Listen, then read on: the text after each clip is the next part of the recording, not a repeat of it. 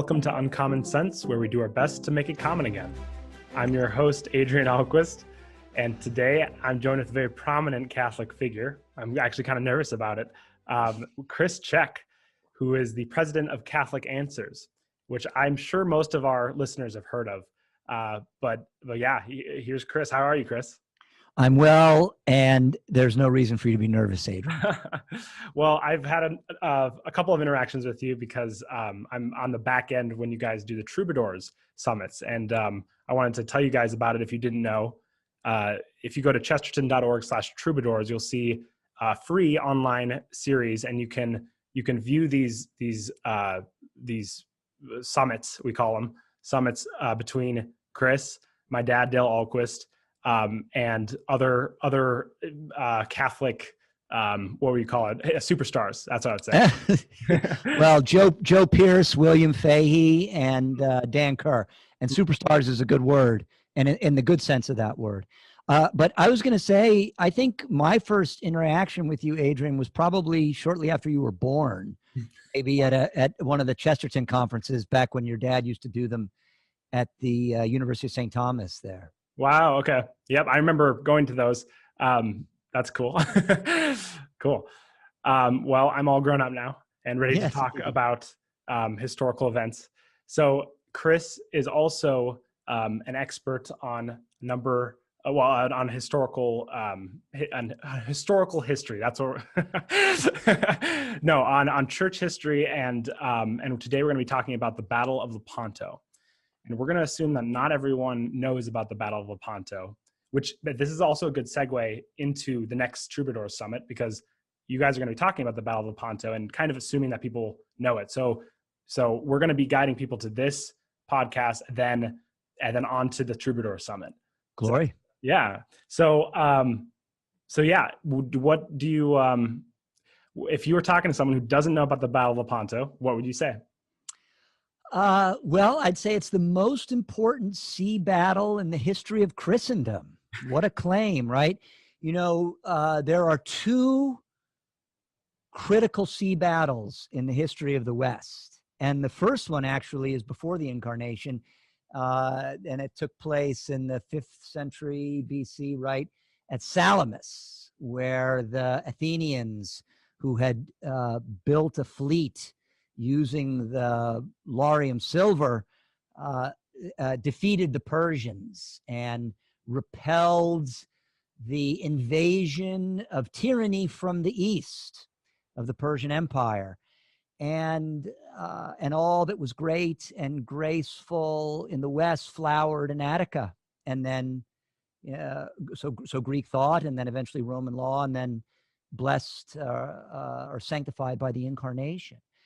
And it was a great galley battle, that is, rowed vessels designed to ram and sink one another. We can all think of images from Ben-Hur, right, to think of an ancient galley. The Battle of Lepanto took place a couple of millennia later in the year 1571, also in the Mediterranean Sea, a little bit further west. But it was a similar kind of conflict between the free West and the enslaved East. In fact, this is certainly how Chesterton characterizes the relationship between the two in his book, The War of the Gods and the Demons, right? Or excuse me, in his book, The Everlasting Man, the chapter, The War of the Gods and the Demons.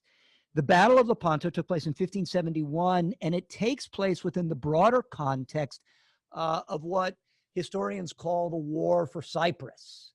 And this is a contest between the two great powers of the age, the two great powers in the 16th century vying for control of the Mediterranean Sea are Venice and the Porte, or the Port is like another way of saying the White House or something like that. So the Ottoman Empire, the Islamic Ottoman Empire, headquartered in Constantinople, or what by that point was being called Istanbul. The conflict comes to a head on October 7th, 1571, at the mouth of the what we now call the Bay of Corinth or the Gulf of Patras. So if you can imagine Greece, you've got mainland Greece, and then far to the east there, you've got the isthmus connecting mainland Greece to Corinth. There's actually a canal that runs through there now. There wasn't at the time. And then you've got that big bay, that big body of water separating mainland Greece from Corinth, Gulf of Patras, Bay of Corinth. And at the very western edge, at the opening of that body of water, this is where that battle took place between the fleet, or the armada, if you will, of the Holy League and the armada of the Ottoman Turks. So that's I can keep going, but this is an interview. yeah, for sure. That's a good setting, a good preface to this battle. I also wanted to say that the reason this is relevant to our podcast and what's Chestertonian about it is that Chesterton wrote a poem on the Battle of Lepanto called Lepanto. And what Hilaire Belloc described as the greatest poem of its age. Yeah, I mean, I read it to prepare for this. Again, I read it again, and it's really good. It's just a good poem. So you guys should pick up this poem along with commentary on it at our shop. You can look. I'll put the link in the description for YouTube. But you can go to our shop at chesterton.org and pick it up because it's really awesome.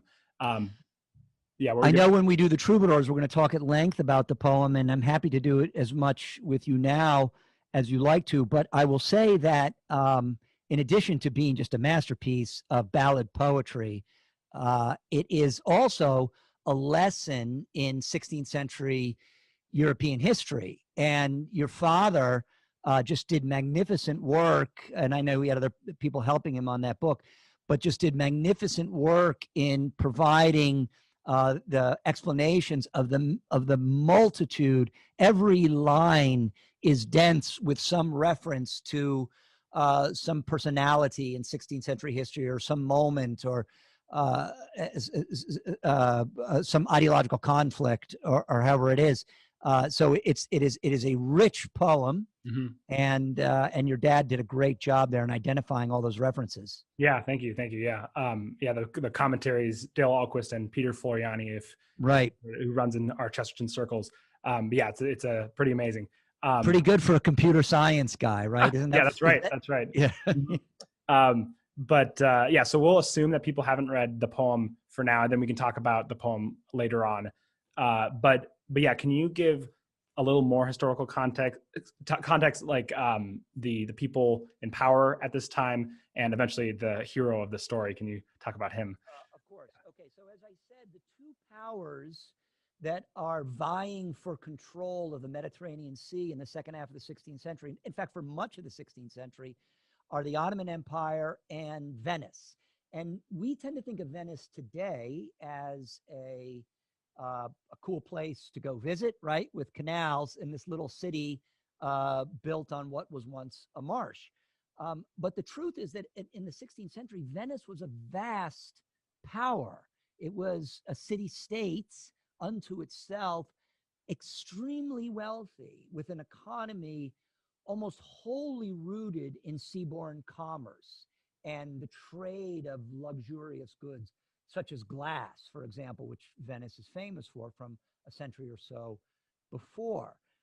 So these two powers on and off throughout the 16th century are vying for control of the Mediterranean. And the mechanism, or the device, if you will, the platform with which they use to fight is the 16th century war galley, which is a hybrid. It's a sailing vessel, and it's also a vessel that is rowed. And that's important as we come to talk about the battle. Somewhat different from a galley of the ancient times, because now we're into the age of gunpowder, which affects galley warfare. And so they're less used for ramming and sinking, though there certainly is a lot of close combat coming in this battle. The Ottoman Empire in contrast, at this time in the second part of the 16th century, has grown to the zenith, if that's the correct word, of its power. And this under its greatest emperor, a man named Solyman the Magnificent. And truly, not only did his war galleys terrorize the Mediterranean Sea, but the Red Sea as well, even into the Black Sea, the Persian Gulf. And he had alliances in North Africa, all the way down into Arabia, up into Eastern Europe. He'd even made a shot at the gates of Vienna that he was unsuccessful at. But near the end of his reign, he makes a go at the island of Malta. Now, Malta, if you can imagine, kind of below Sicily there and a little bit to the east, if I'm not mistaken, really is kind of a dusty and fertile rock, but it had a magnificent natural harbor.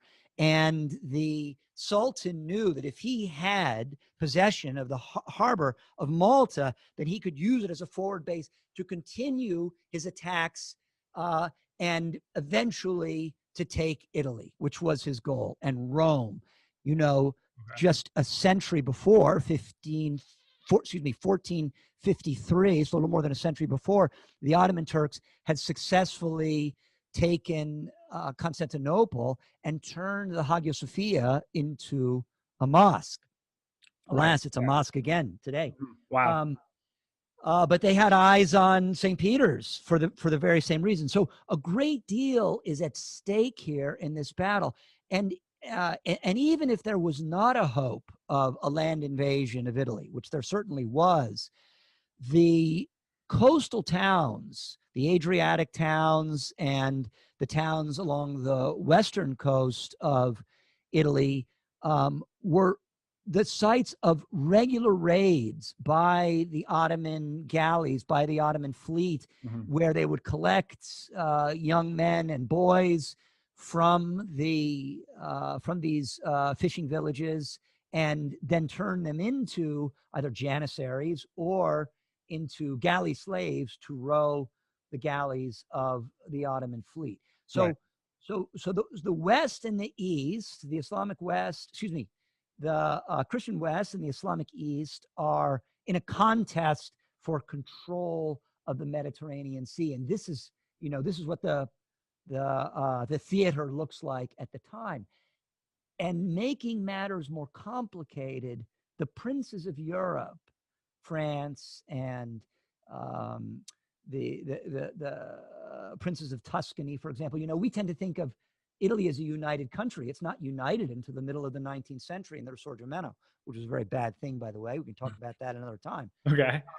The Spain, Sicily, Naples, the whole the Papal States, Tuscany, France, Venice, Milan, they can't get along. Right. They're not cooperating. And the fact that they're unable to get along and unite, a divided enemy, right, is weak in the face of a united one. And so this is part of the reason that the Ottomans are so strong.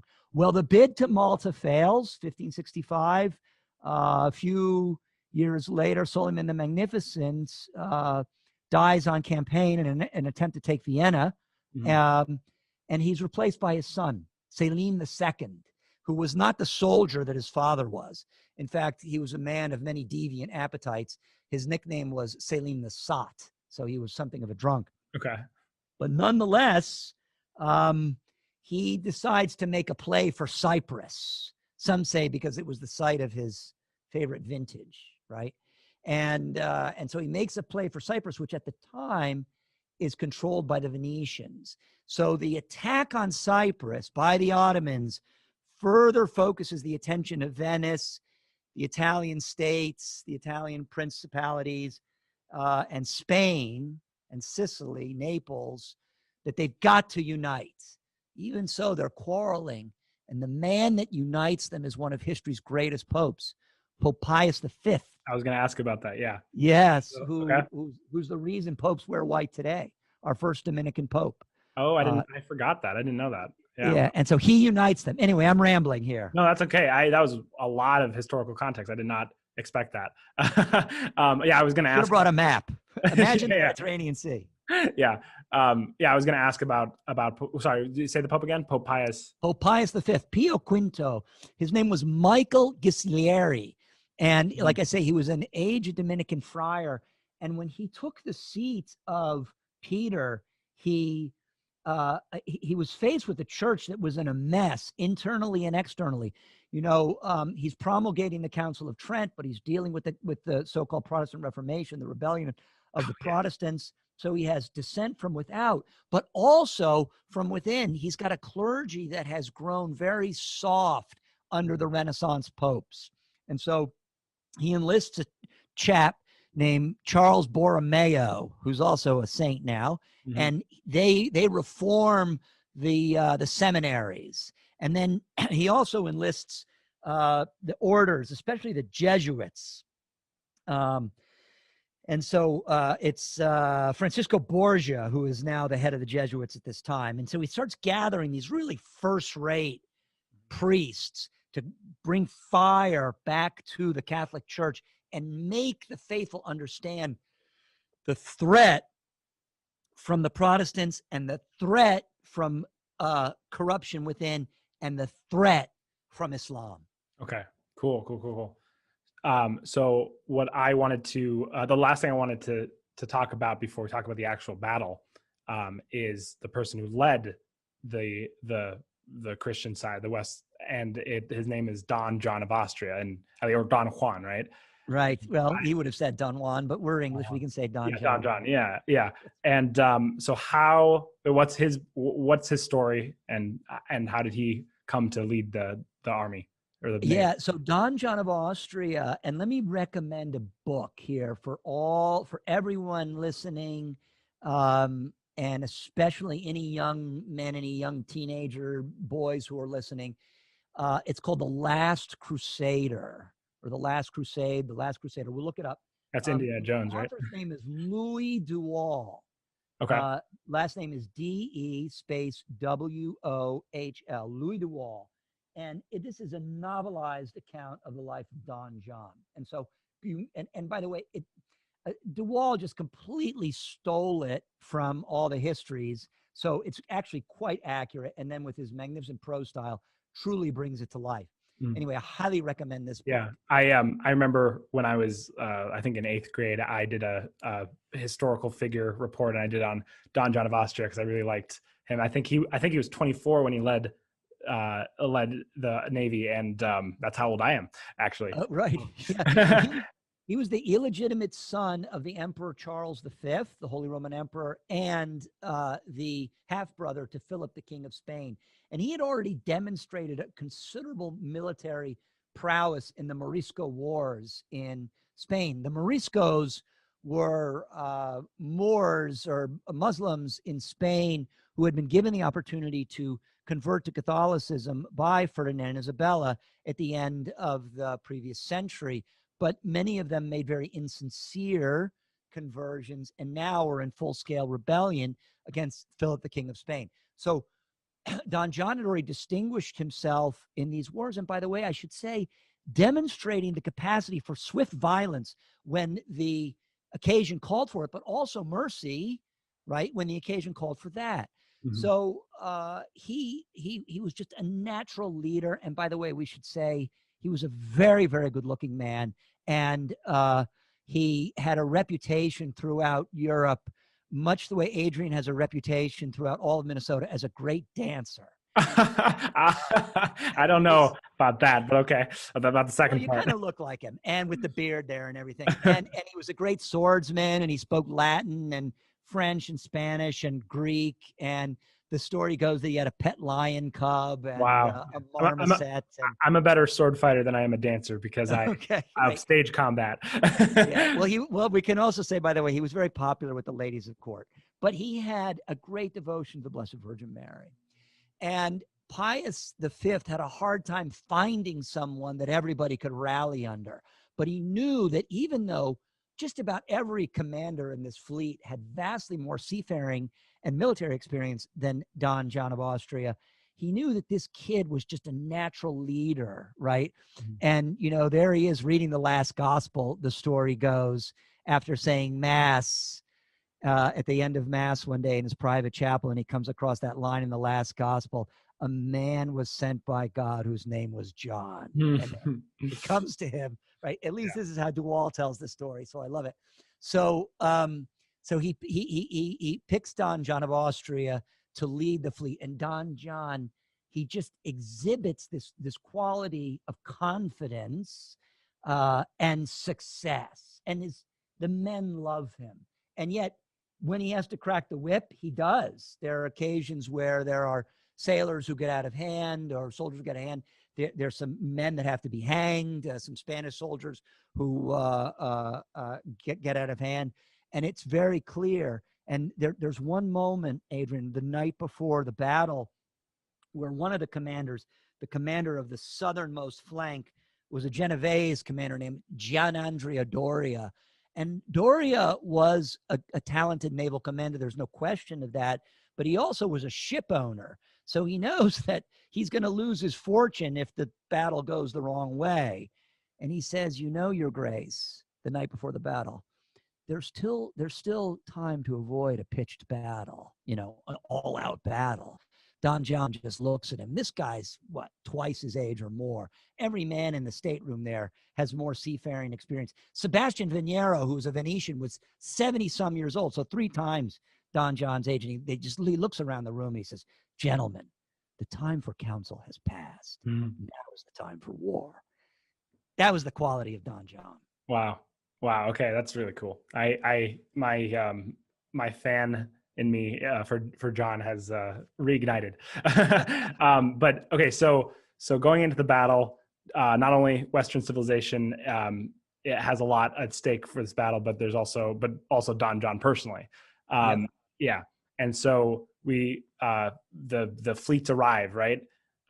Did you want to say anything more before? Yeah. Sure. So just to set the scene there, the Holy League, which is Spain, Venice, some of the Tuscan republics, Pisa for sure, Knights of Malta, Naples, which would have belonged to the Kingdom of Sicily, which I think at the time belonged to Spain.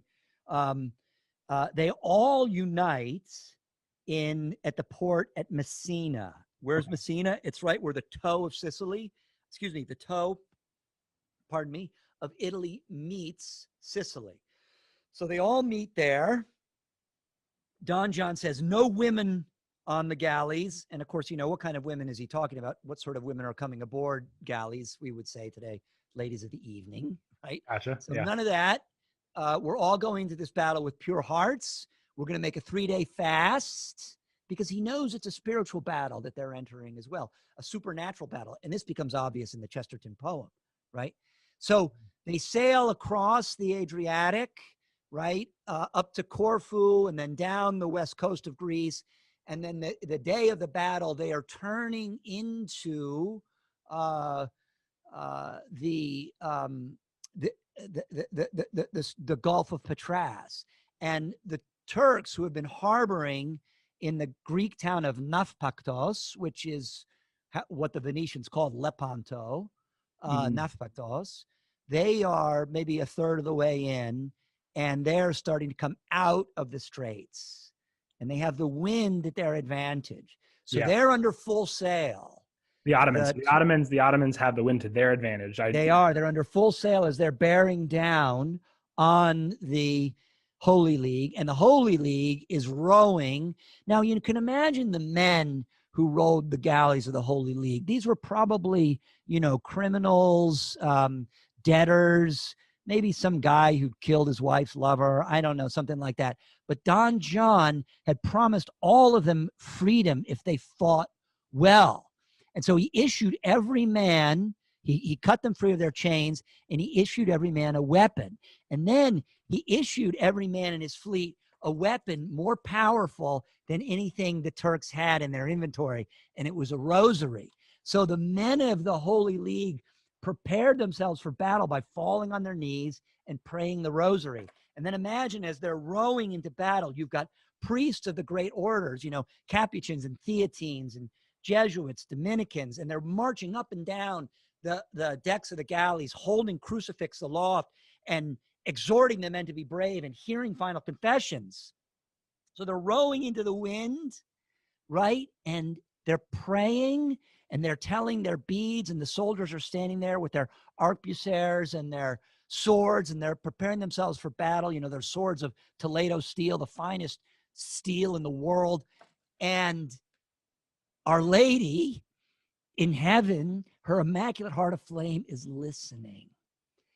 And at this moment, when the fleet are maybe a mile apart, a half a mile apart, the wind shifts 180 degrees.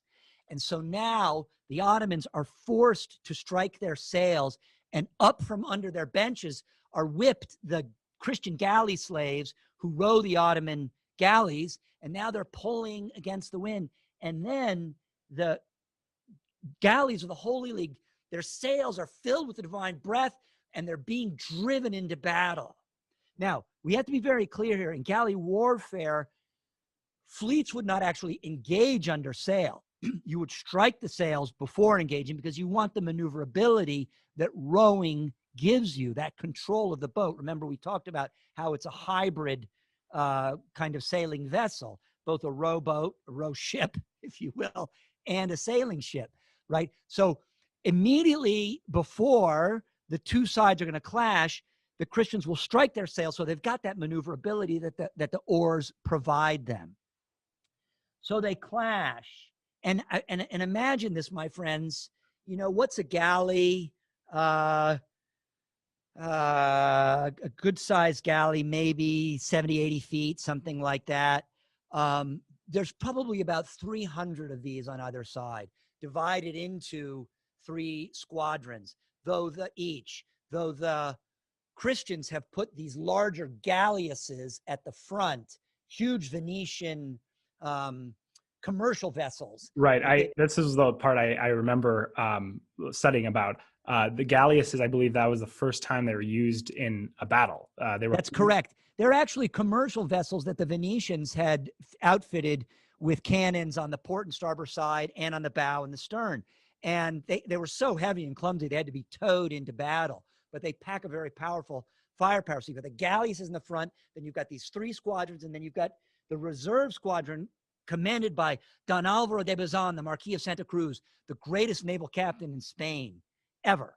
And there he is waiting in reserve. But it looks like from above a crescent, right?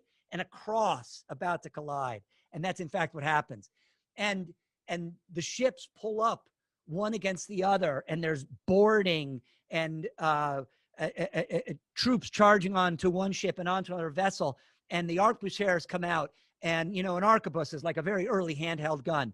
And the crossbows and the swords. And, you know, just imagine all the blood and, you know, the limbs quivering on the deck and the sea running red. And this just intense hand-to-hand combat, a land battle at sea, right? Mm-hmm. Going on for hours and hours.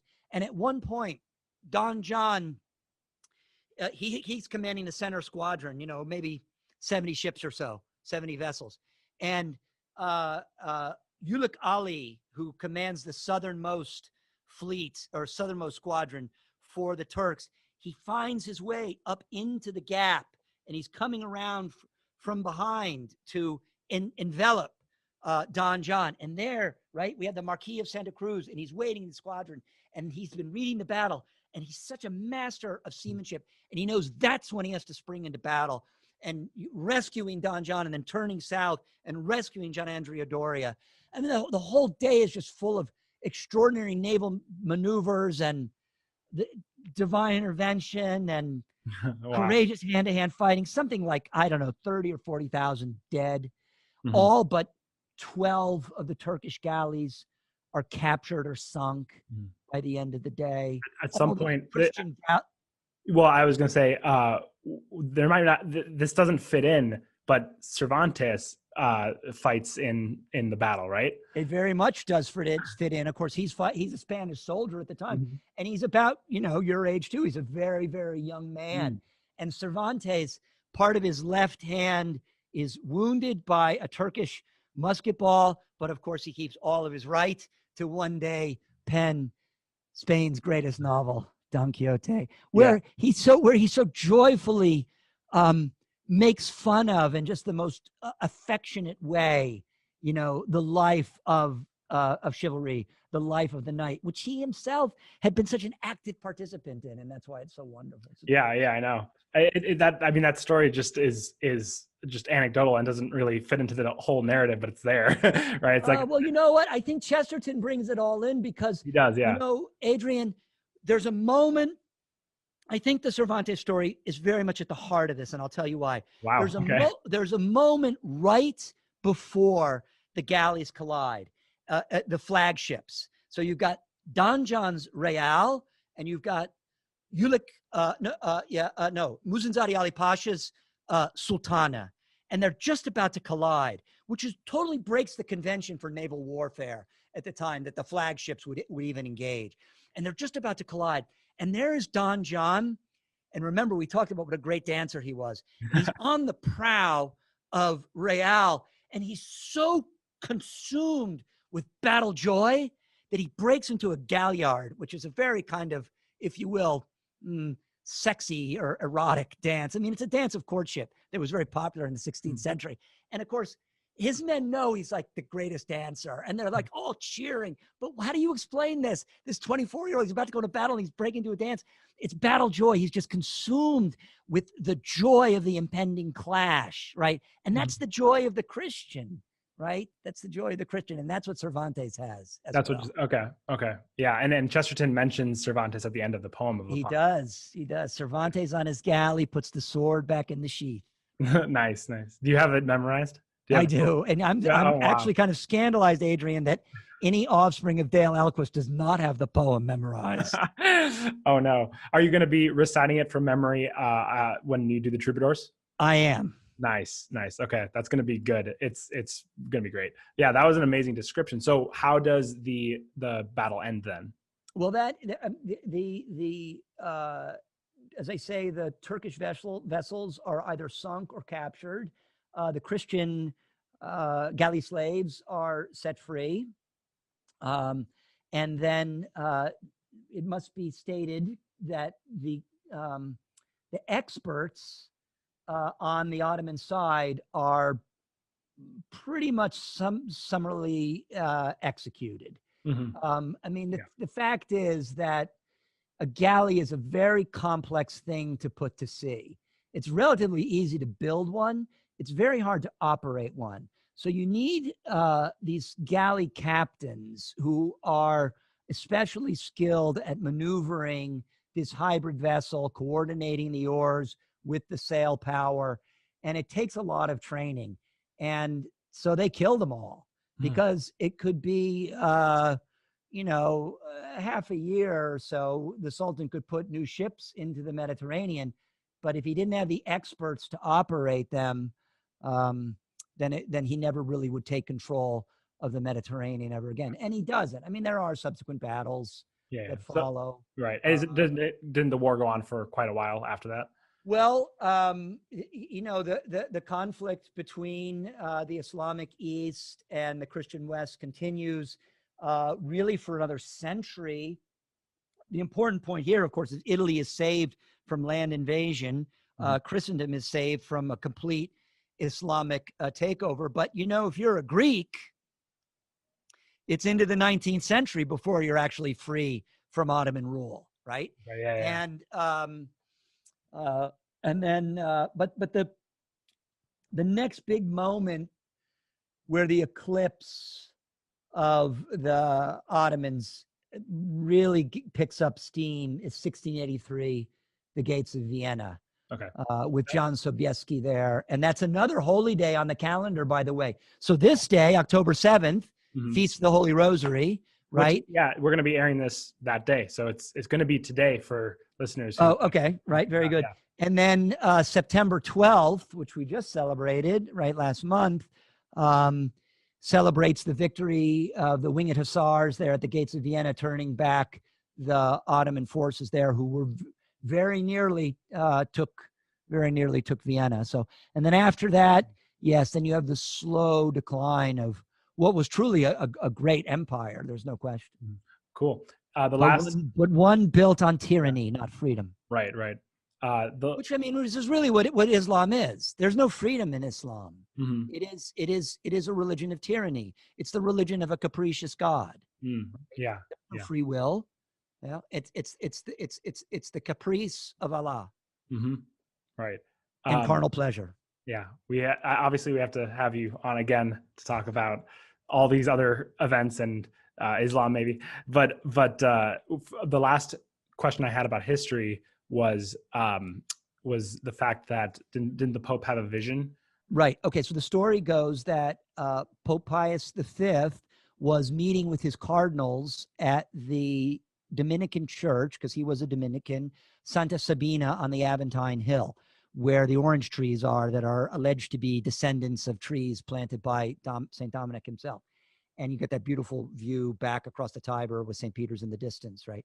And he pauses there talking, and he looks out the window, and in the sky, Our Lady favors him with a vision of the victory of the battle. And he turns to his cardinals and he says, let us set aside business and fall on our knees, for our Lord and our Lady have given our fleet a great victory. Right. Wow. So even before the word actually made its way back to the Italian peninsula, the faithful who had packed the churches, telling their beads, were up and down the Italian peninsula celebrating the great victory. That's wow. Yeah, that was an amazing explanation of the battle. It was so captivating. Yeah. If anybody wants if anybody needs help sleeping at night, right? Here, the 3-hour version you can get from shop.catholic.com. So you explained it in that. What's that? You explained it in that 3-hour. Everything we've talked about and more. Oh man, cool. Yeah. I'll I encourage you to get that. So we've almost exhausted our time. I just wanted to mention the poem. First of all, what's your favorite line in the poem? Other than you can't pick dim drums throbbing in the hills. From the hills have heard, we're only on a nameless throne, a crownless prince is stirred. I actually really like the second line where the nameless what is it, prince. We're risen from a doubtful seat in half a tainted stall. I think this is the line I like. The last knight of Europe takes weapons from the wall. But there's also the scene where Muhammad or Mahound is talking to all these demons that he's summoned up, and he's describing the Christian soldier. And they're the most beautiful lines in poetry. And of course, they come from the mouth of the enemy. And yet they describe the Christian soldier. And this goes to our point about battle joy. What does he say? It is he that saith not kismet. It is he that knows not fate.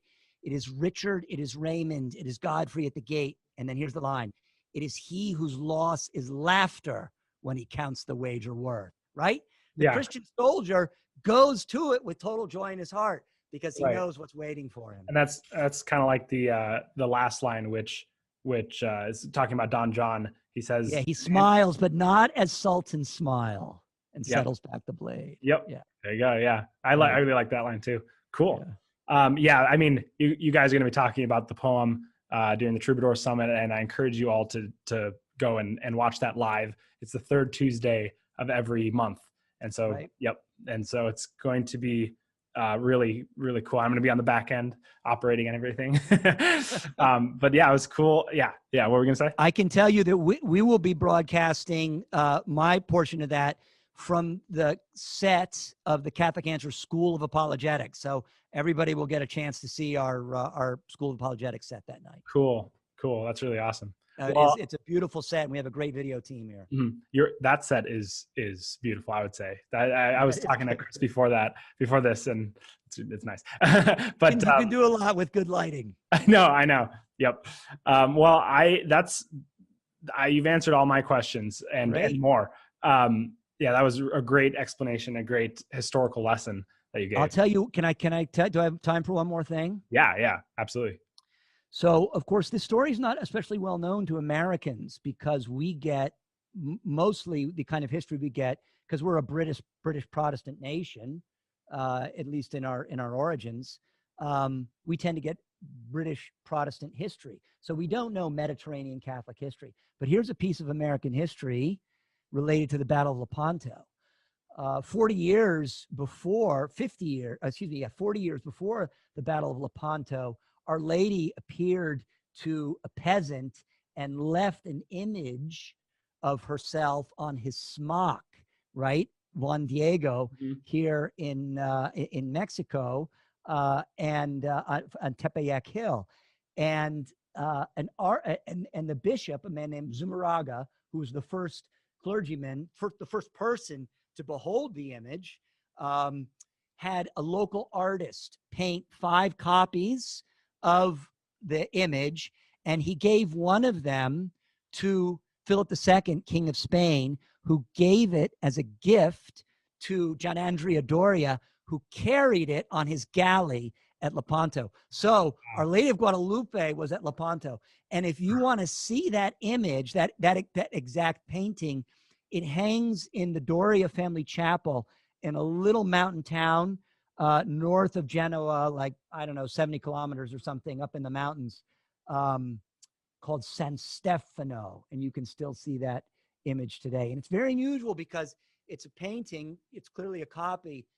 And unlike the original, it has a crown. It has a crown on Our Lady's head. But cool. Our Lady of Guadalupe was at Lepanto. So there's some American Catholic history. Yeah, that's amazing. Yeah. All right. Well, do you have anything else you wanted to say? I have a lot more. Get the CD. Yeah. Okay. Great. Yeah. I mean, thank you so much for coming on, Chris, and telling the story of the Battle of Lepanto. Well, I should say in conclusion, Adrian, I would not know this story if it weren't for your dad and that sweet old librarian from Canada, whose name I can't remember, and I'm sure she's gone to her reward. And she gave a talk at one of those early Chesterton conferences. It might have been the first one I ever spoke at. And she said, when I was in the 5th grade, I had to memorize Lepanto in detention, and I couldn't leave until I memorized it. And I thought to myself, no way. So I said, well, if that lady could do it when she was in the 5th grade, I can too. And that's how it all started. So it's because of your dad that I know this story. All right. I will memorize it. How about that? I'll memorize it. Yep. And I'll have to do that before I have you on again. Okay. Great. Good. All right. Cool. All right. God bless you, brother. Thank you so much. And everyone, thank you for tuning in. Until next time, help us to make uncommon sense more common.